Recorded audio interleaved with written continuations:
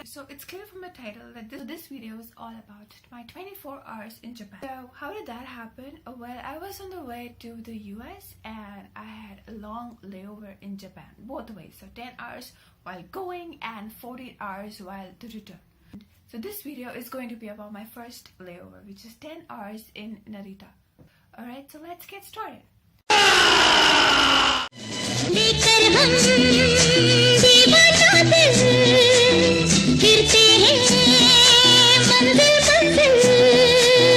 कहीं तो प्यारे किसी किनारे मिल जाओ तुम अंधेरे उजाले. Those out there who have like weaker passports like I do, getting a Japanese visa is very easy. It's not at all a lengthy process. You just have to go to the Japanese consulate website. The link is in the description below, and download the form.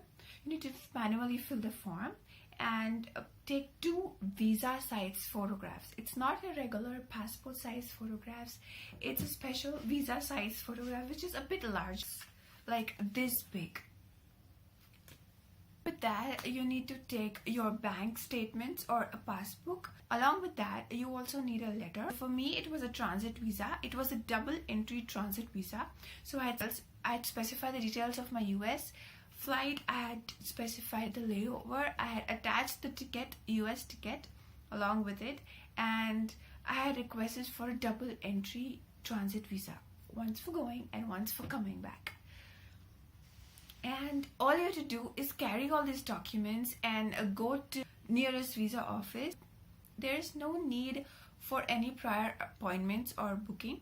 You just can go there and this will get done. And the visa was not a problem at all. You just have to go and then in 3 days, bam, your passport was stamped with double entry Japanese visa. Coming back to my trip, my flight to Japan was very early, so I could actually see the rising sun from the airplane itself. I landed around 9 in the morning, and you'll get the taste of Japan right in the airport. You have to go no further than the nearest restroom, and oh my god, the toilet itself will blow your mind.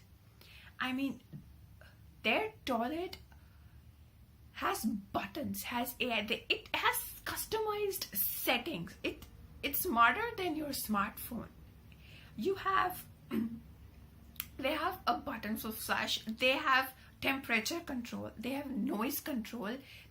Yeah, so one more thing, in the airport there are water and toilet papers, but otherwise everywhere else Japan works on toilet paper. So just say, the Japanese airport is located in Narita, which is a city 90 minutes outside of Tokyo, their capital.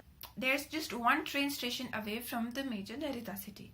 So the airport provides a voluntary service, link in the description below. Volunteers who take you out for a couple of hours and show you around Narita city. So there are a lot of options. I had chosen the temple, the Narita temple. Also have options of going in the countryside.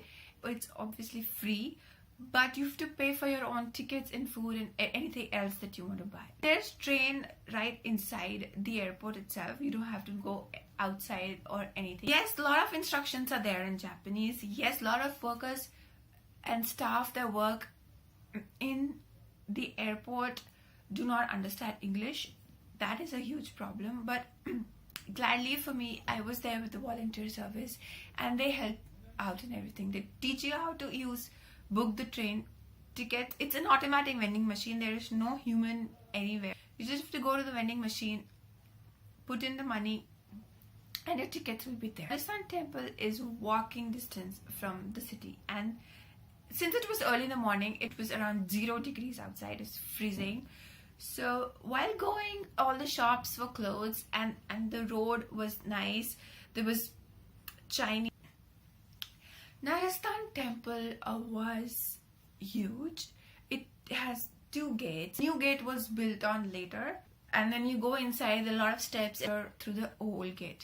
So there were a lot of things at Narita temple. A wishing well where you could just throw a coin and wish. So do remember to keep change in your own currency in case yen is expensive. B, a luck fortune teller where they just tell you the fortune whether it's going to be good or bad. B, number 3, a wish tree where you could tie a thread for a good future in career or health or romance or whatever. 4, marriage god where you had to pray and keep a stick inside the mud and for a successful marriage or a successful romance. And a healing smoke, just taking the smoke in all the places of the body wherever you want, whatever you wanted to heal, like the brain, the eyes, whatever, and that had healing powers.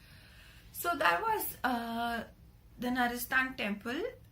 And right next to the Narita temple is the park. So if you are going, try to go before or during the fall season where you can actually see the trees and the colors, all the cherry blossoms and garden, the park. In that cold, it was very peaceful. Like you could just walk. There was a small lake. There are fish you can feed.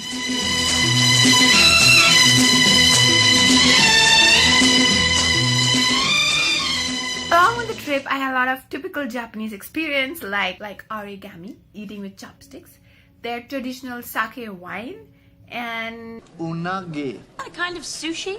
So in those 5 hours, you get a typical great Japanese experience.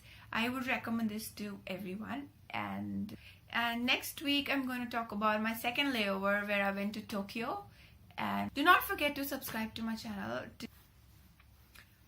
So stay tuned. Bye bye.